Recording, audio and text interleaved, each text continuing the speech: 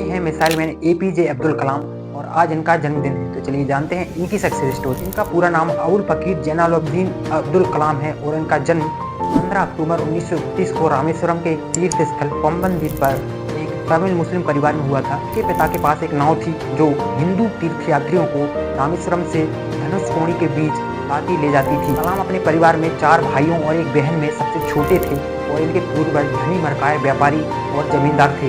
मरिकायर एक मुस्लिम व्यापारी समूह था जो कि मुख्य रूप से श्रीलंका और भारत और पंबन द्वीप के आसपास किराने के सामान का व्यापार करता था। लेकिन 1914 में उनका व्यवसाय विफल हो गया और 1920 तक उनके पैतृक घर के अलावा उनके परिवार की सारी संपत्ति नष्ट हो गई और कलाम के जन्म के समय तक उनका परिवार गरीबी में त्रस्त हो गया। रामनाथपुरम से अपनी स्कूली शिक्षा प्राप्त करने के बाद कलाम तिरुचिरापल्ली चले गए, जहाँ से उन्होंने 1954 में भौतिकी विज्ञान से अपना स्नातक कंप्लीट किया। कलाम ने मद्रास इंस्टीट्यूट ऑफ टेक्नोलॉजी से एरोनॉटिकल इंजीनियरिंग में डिग्री हासिल की। 1958 में वह डीआरडीओ में शामिल हो गए और 1969 में वह मद्रास चले गए, जहां वो इसरो में शामिल हुए।